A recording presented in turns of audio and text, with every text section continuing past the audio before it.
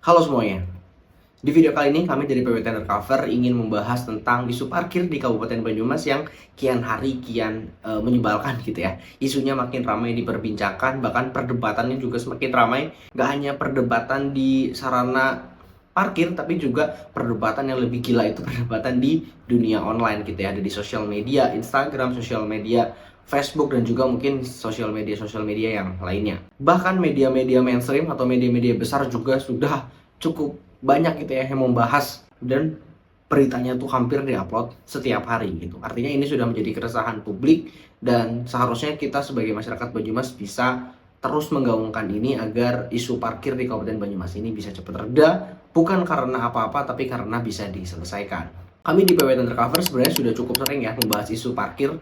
Di Instagram kami, di Instagram pwt.undercover itu mungkin kita udah membahas lebih dari 5 kali postingan feed. Dan kalau di Instagram story mungkin udah ratusan story yang kita upload tentang parkir, baik itu keluhan, aduan, ataupun pernyataan-pernyataan langsung dari kami. Tapi memang isu-isu parkir yang kami bahas di Instagram itu masih sepenggal-sepenggal gitu ya. Belum kami bahas secara menyeluruh. Padahal mungkin di luar sana banyak teman-teman yang menginginkan informasi parkir di Kabupaten Banyumas itu secara utuh, agar teman-teman mungkin bisa memahami tentang isunya seperti apa, dan juga seharusnya apa yang bisa dilakukan oleh kita sebagai pengguna layanan parkir di Kabupaten Banyumas. So di video ini kami dari PWT Undercover akan membahasnya satu demi satu, dan semoga video ini bisa menjadi edukasi kita bersama, bukan untuk memberikan perlawanan tapi untuk memberikan penyadaran bagi kita semua.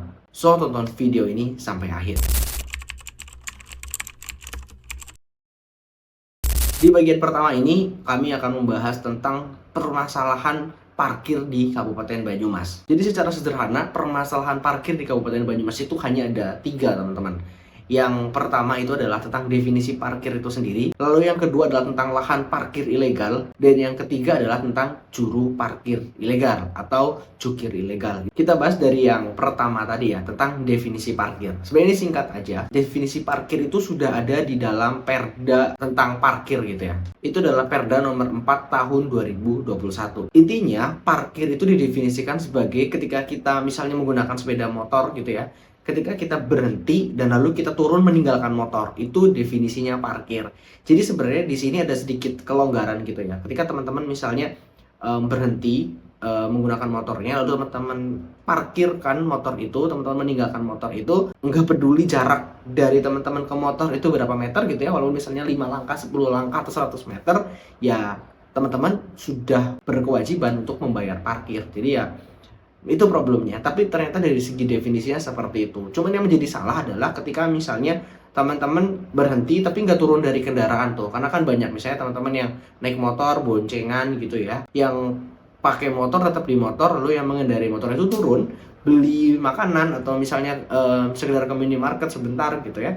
Ternyata pas ketika mau pergi kita ditarikin parkir. Sebenarnya kalau kita bersumber dari definisi yang ada, yaitu sebenarnya kita masih belum diberikan kewajiban untuk membayar parkir karena kita belum turun dan juga belum meninggalkan motor itu. Itu tentang definisi dari parkir itu sendiri. Lalu yang kedua tentang lahan parkir ilegal. Ini juga jadi persoalan ya. Kita kadang-kadang memang cukup sulit gitu untuk membedakan mana sih lahan parkir yang memang legal dan mana sih lahan parkir yang sejatinya itu ilegal. Karena memang gak semua tempat itu ada tulisannya ya bahwa itu lahan parkir legal, dan juga akses terhadap informasi-informasi terkait lahan parkir ilegal juga sebenarnya cukup sulit juga untuk kita dapatkan. Mungkin kalau kita mau bertanya langsung gitu ya ke Pemkab ataupun ke dinas terkait mungkin akan dikasih. Cuman ya mungkin kita nggak punya waktu juga untuk menanyakan sejauh itu. Yang akhirnya ya ketidaktahuan itu yang akhirnya memang menjadi ujungnya biasanya menjadi chaos atau menjadi problem. Nah, untuk kita bisa mengetahui lahan parkir mana yang legal itu ya kalau misalnya teman-teman ke tempat-tempat yang memang resmi gitu ya, misalnya mall, tempat wisata, itu kan sebenarnya ketika kita masuk ke palangnya gitu ya, atau kita mengambil tiket, itu ya sebenarnya itu lahan parkir yang legal. Nah, yang ilegal itu seperti apa ya? Misalnya di tempat-tempat yang tidak semestinya menjadi lahan parkir. Mungkin teman-teman bisa definisikan sendirilah di mana seperti itu. Tapi tidak semena-mena misalnya trotoar itu jadi ilegal gitu. Bisa jadi trotoar itu memang memiliki izin dari pemerintah terkait seperti itu. Lalu kita akan membahas yang ketiga, yaitu tentang tarif parkir yang tidak sesuai dengan regulasi. Nah, ini yang sebenarnya paling klimaks di Kabupaten Banyumas yang tercinta ini, karena ya yang dikeluhkan sebenarnya kebanyakan itu. Nah, untuk membahas yang ketiga tadi ya, yang tentang tarif yang tidak sesuai dengan regulasi, kita masuk saja ke bab yang kedua, yaitu tentang regulasi dari parkir di Kabupaten Banyumas itu sendiri. Oke, tentang regulasi parkir di Kabupaten Banyumas itu secara umum atau yang kami ketahui dan kami berhasil mendapatkan dokumennya itu adalah terbagi menjadi dua, yaitu parkir yang diatur oleh Perda nomor 4 tahun 2021. Ini tentang parkir yang cakupannya atau lokasinya di ruang milik jalan, dan yang kedua adalah parkir di tempat pariwisata yang dimuat dalam Peraturan Bupati atau Perbuk nomor 41 tahun 2023. Nah, perbedaannya apa? Di sini yang pertama tentang tarifnya itu memang beda ya teman-teman semua. Kita mulai dari yang Perda nomor 4 tahun 2021. Ini tentang parkir di Rumija atau ruang milik jalan. Nah, untuk parkir di Rumija ini sebenarnya secara nasional itu udah ada regulasinya, ada zona A, zona B, zona C. Berdasarkan apa? Itu berdasarkan tingkat keramaiannya. Kalau misalnya di kota-kota besar itu biasanya ada area parkir yang memang masuknya zona A, masuknya zona B, zona C, dan ketiganya itu tarifnya berbeda. Zona A itu yang paling mahal, zona C itu yang paling murah. Nah, di Kabupaten Banyumas ini per hari ini ataupun per tahun 2025 di bulan Juli ini kita masih tergolong ke dalam zona C semuanya. Jadi tidak ada zona B, zona A di Kabupaten Banyumas. Nah, untuk parkir zona C ini di dalam perda tersebut itu tarifnya untuk kendaraan roda 2 atau motor itu Rp1.000 dan juga untuk kendaraan mobil itu Rp2.000. Nah, ini yang kerap kali menjadi problematik ya di Kabupaten Banyumas, karena ya pasti teman-teman mafhum lah, kebanyakan parkir di Kabupaten Banyumas itu motor ditagihnya 2.000 dan mobil ya ada yang kadang-kadang tetap 2.000 sesuai perda, tapi juga nggak banyak yang lebih dari itu, misalnya 3.000 atau bahkan 4.000 atau bahkan bisa juga 5.000. Bahkan kalau mobil kadang-kadang bisa sangat mahal gitu ya, walaupun itu di Rumija.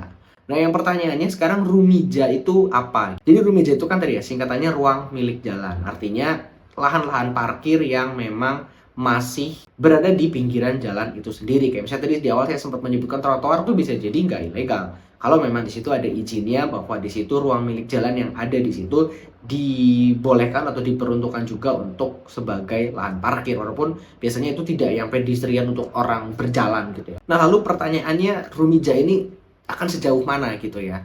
Misalnya teman-teman yang ada parkir di depan ruko gitu ya, itu akan masuknya Rumija atau bukan gitu. Nah, itu memang sedang menjadi persoalan gitu ya. Persoalannya tidak hanya secara sosial, kultural yang sudah terjadi di masyarakat, tapi juga secara regulasi. Jadi memang Rumija ini bisa dikatakan cukup debatable gitu ya. Walaupun sebenarnya Pemda kita tuh sudah punya regulasinya tentang jarak antara batas dari jalan sampai dengan bangunan itu berdiri di bibirnya itu ada di mana.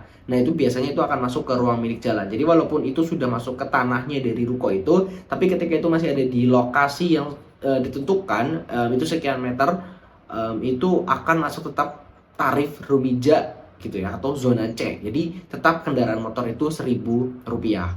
Nah, tetapi memang ada parkir yang di luar pariwisata ya, nanti akan kita bahas, itu yang parkirnya memang lebih dari 1.000. Contohnya apa? Contohnya misalnya parkir-parkir yang memang itu bukan di dalam area Rumija, tapi di properti ataupun di tempat dari toko itu sendiri, ataupun misalnya hotel itu sendiri, ataupun misalnya mall, ataupun misalnya stasiun gitu. Itu kan sudah dia masuk menggunakan pintu gerbang gitu ya, dia ngambil tiket, dia masuk, itu bisa dikenakan tarif yang berbeda.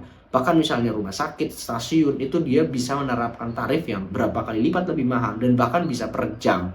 Dan itu legal gitu ya teman-teman semuanya. Tapi jika tidak dalam kondisi yang seperti saya sebutkan sebelumnya, yaitu harusnya tarifnya 1.000. Nah, lalu pasti akan ada juga teman-teman yang menanyakan tentang alun-alun, terus menanyakan juga tentang DA ya, Dalan Anyar, itu tarifnya berapa.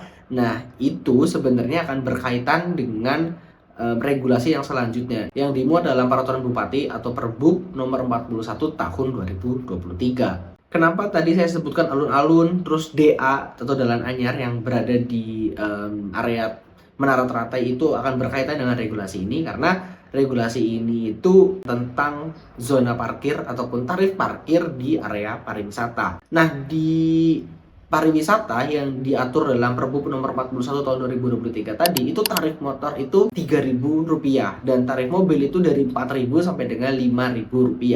Nah, tapi ada disclaimer di sini. Jadi wilayah-wilayah yang masuk ke dalam Perbup tersebut itu sudah di-tag gitu ya sama pemerintah. Jadi nggak asal-asalan teman-teman bikin tempat pariwisata maka boleh ngecharge parkir 3.000 untuk motor dan 4.000 sampai 5.000 untuk mobil. Jadi untuk pariwisata itu parkirnya yang disebutkan dalam Perbup tersebut itu ada beberapa tempat seperti misalnya Baturaden. Baturaden pun itu ya yang resmi-resmi aja gitu ya. Lalu ada Bukit Bintang, Mandala Wisata, Taman Botani gitu ya. Terus juga ada Mas Kemambang atau Balai Kemambang. Lalu ada Menara Teratai. Nah, ini Menara Teratainya ya, bukan DA-nya. Lalu juga ada Convention Hall dan juga Madang Maning Park. Itu area kuliner yang di dekat Menara Teratai juga. Nah, selain tempat-tempat itu tuh sebenarnya ya dia masih belum bisa ngecharge parkir sesuai dengan Perbup tersebut. Yang motor 3.000, mobil 4.000 sampai 5.000 tadi. Nah, pertanyaannya alun-alun berapa dan juga DA itu berapa. Nah, alun-alun dan juga DA itu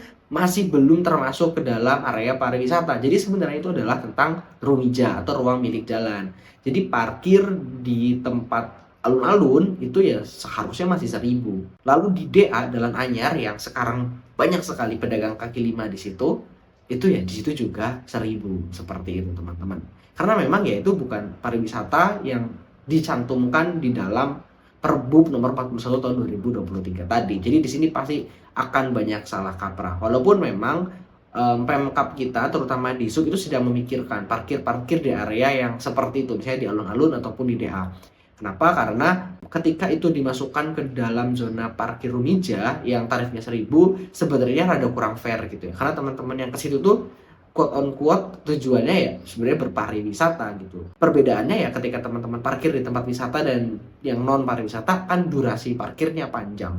Nah, bayangkan area parkir di alun-alun yang tidak seberapa itu, sementara orang yang parkir itu bisa dari jam 12 siang sampai jam 6 sore. 6 jam mereka parkir di situ dan tarifnya cuma 1.000. Artinya ya pendapatan juru parkirnya juga akan kurang atau bisa dibilang rendah, dan setoran ke negara pun juga ya jadi tidak maksimal. Makanya alun-alun itu juga menjadi prioritas untuk dievaluasi. Apakah dia akan tetap masuk ke dalam parkir zona C rumija atau dia akan dimasukkan ke dalam zona parkir pariwisata. Tapi itu masih dalam proses riset dan juga penyesuaian dengan kondisi masyarakat di sekitar. Apakah itu akan cukup atau tidak. Pun juga dengan di DA atau di Jalan Anyar yang ada di jalan menuju ke Menara Teratai. Jadi benar, Menara Teratainya itu parkir motor itu 3.000 dan parkir mobil itu Rp5.000. Tetapi itu adalah parkir yang ketika kita masuk ke area menara dan kita masuk ke gerbangnya itu, yang kita mengambil tiket gitu ya, yang ada palang pintunya. Itu memang tarif parkirnya disesuaikan dengan tarif pariwisata. Tapi ketika teman-teman parkirnya di luar, di pinggir jalan, itu bukan tarif parkir pariwisata yang boleh motor 3.000 dan mobil 5.000. Itu masuknya seharusnya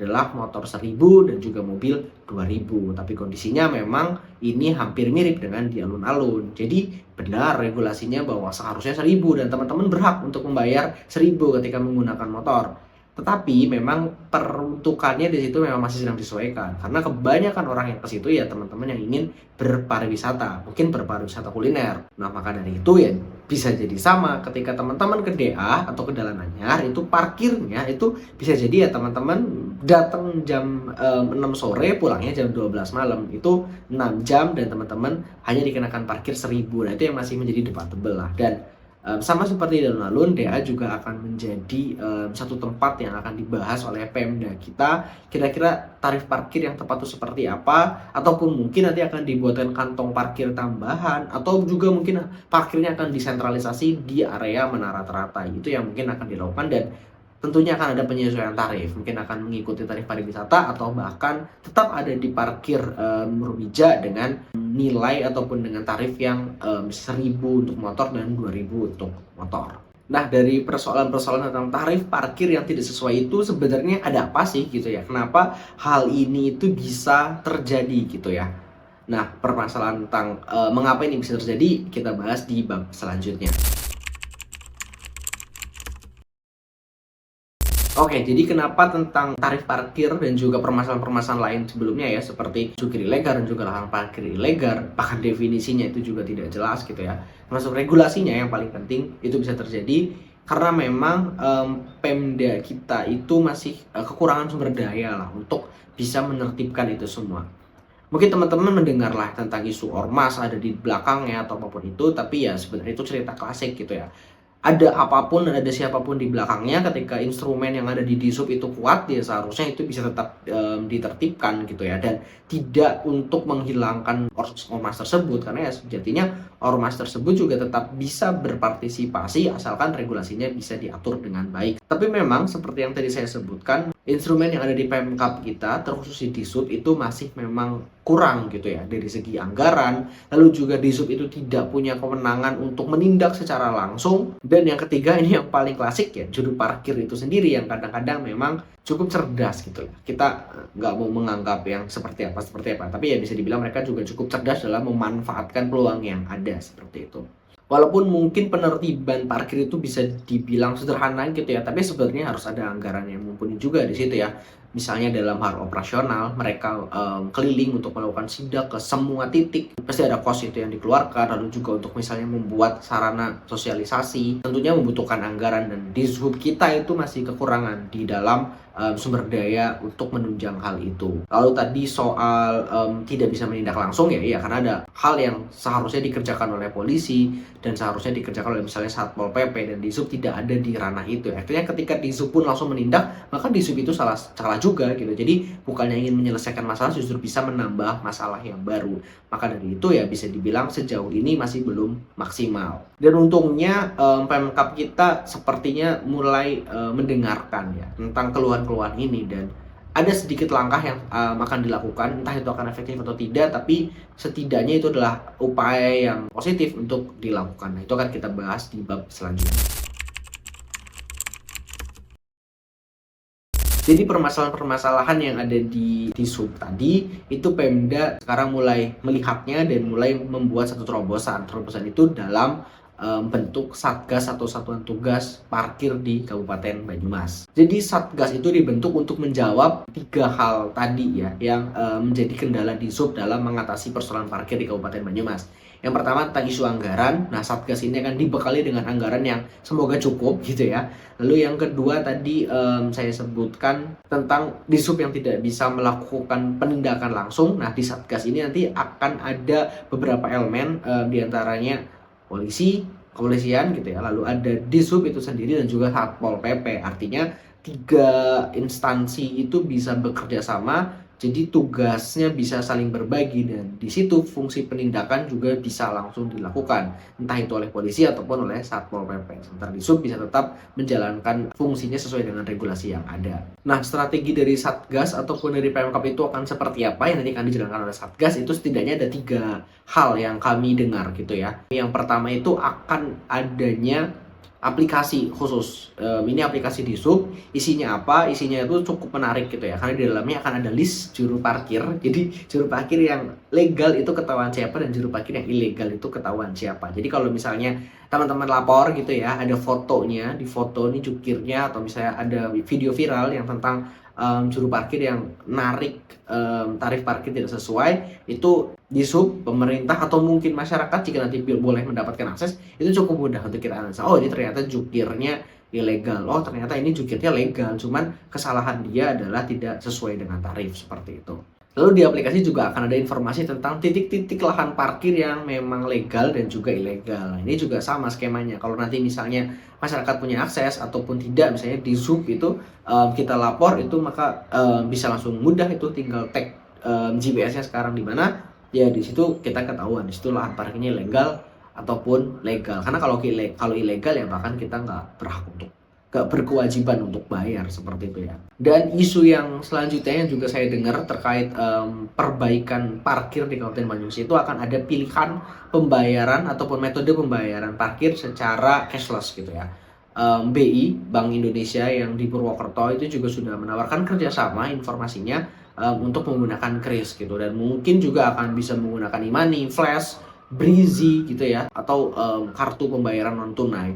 Itu tentu akan sangat memudahkan gitu ya bagi teman-teman yang memang tidak ingin pakai cash karena ingin memastikan uangnya itu sampai kepada pendapatan daerah gitu ya. Karena kalau cashless kan itu langsung masuk ke rekening kayak gitu. Tapi teman-teman yang memang tidak terbiasa cashless, tidak terbiasa menggunakan kris ataupun e-money, Brizi, Flash, kartu non tunai itu juga tetap pasti akan ada fasilitas untuk pembayaran yang tetap menggunakan uang atau secara cash. Imbasnya apa? Imbasnya ketika semua itu bisa terstruktur dengan baik, pembayarannya, lalu lahan parkir ilegal, lahan parkir legal, jukir yang legal berapa. Jadi semuanya bisa ke-track oleh Pemkab dan akhirnya ada opportunity income yang didapatkan. Nah, dari itu semua sudah dihitung oleh pemerintah kabupaten kita, baik di eksekutif maupun di legislatif, itu mereka bisa berpotensi mendapatkan atau memberikan pendapatan ke daerah kurang lebih sebesar 2,5 miliar, dan itu yang akan ditargetkan di tahun 2025 ini. Jadi betapa bagusnya sebenarnya ketika parkir itu benar-benar rigid diatur dan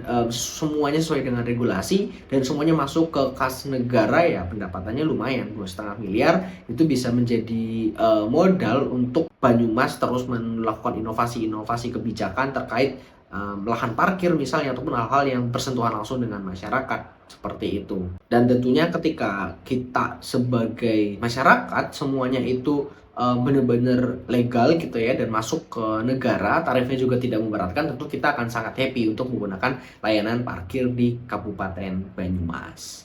Nah, di bab terakhir mungkin kami akan membahas kenapa sih PPT Undercover ini cukup getol gitu ya untuk membahas seputar lahan parkir, seputar juru parkir, dan juga regulasi parkir di Kabupaten Banyumas. Dan itu akan kita bahas di bab selanjutnya ataupun di bab terakhir.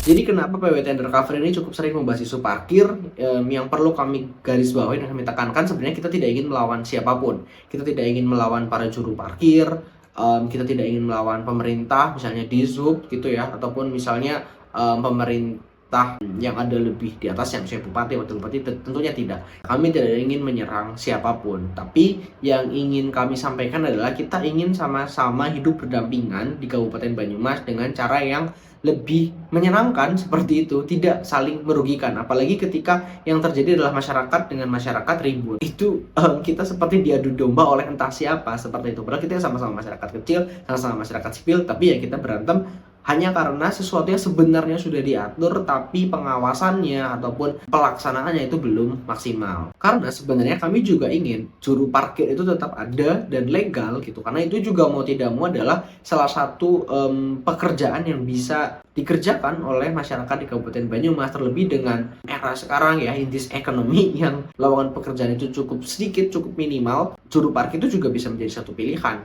untuk menjadi satu profesi bagi masyarakat Banyumas. Tapi tentunya ya semuanya harus diatur, semuanya sesuai dengan regulasi, termasuk tarif-tarif yang dikenakan kepada pengguna layanan parkir itu sendiri. Kenapa ya? Karena again, in this economy, uang kita juga nggak sebegitunya.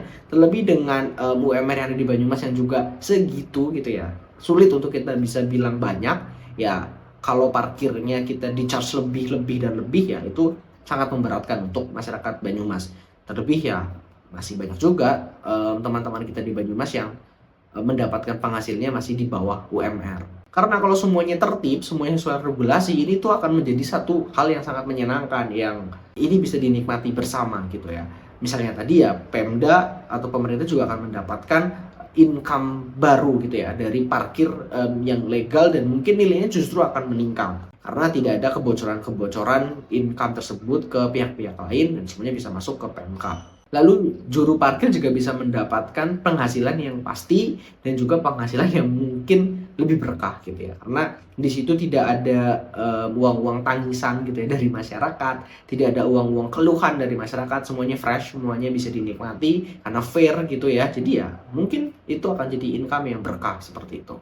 Dan yang ketiga, gairahnya gitu ya. Karena sekarang tuh sudah ada isu kawan-kawan itu banyak yang tidak mau jajan ke tempat yang parkirnya itu nggak sesuai tarif gitu, misalnya 2.000 gitu ya. Ngapain? Karena ada tempat yang parkirnya bisa 1.000 atau bahkan nggak ada parkirnya gitu. Itu tentu sangat merugikan bagi teman-teman pengusaha yang punya ruko ataupun punya usaha-usaha UMKM yang kecil gitu ya, untuk bisa membuat bisnisnya maju. Karena itu bisa mengurangi pangsa pasar mereka, pangsa pasar yang mereka memang sangat memikirkan tentang parkir, karena mereka mungkin uangnya juga tidak cukup kalau harus jajan dan juga harus bayar parkir. Nah, kalau itu bisa ditertibkan, tarifnya sesuai, maka UMKM yang ada di pinggir jalan itu juga bisa bergairah seperti itu. Itulah mengapa kami cukup sering gitu ya untuk membahas isu parkir dan bisa dibilang cukup aktif lah menyuarakan ini agar ini bisa diselesaikan secara adil dan juga secara merata dan memberikan kebermanfaatan buat kita semua, khususnya bagi masyarakat di Kabupaten Banyumas.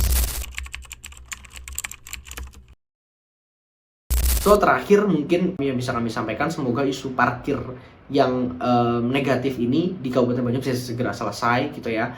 Di bulan Juli ini infonya Satgas Parkir akan ada dan akan mulai bertugas. Semoga itu bisa menjadi langkah yang konkret untuk mengatasi masalah parkir di Kabupaten Banyumas dan bisa bikin masyarakat Banyumas happy, termasuk Pemdanya juga happy karena mendapatkan tambahan pendapatan daerah yang baru. So, itu dari kami PWT Undercover. Terima kasih banyak sudah menonton sampai akhir. Semoga video ini bisa bermanfaat untuk kita semua. Jangan lupa like, subscribe, dan juga komen. Dan bagikan kalau memang video ini bisa memberikan edukasi dan juga bisa memberikan informasi kepada teman-teman semuanya.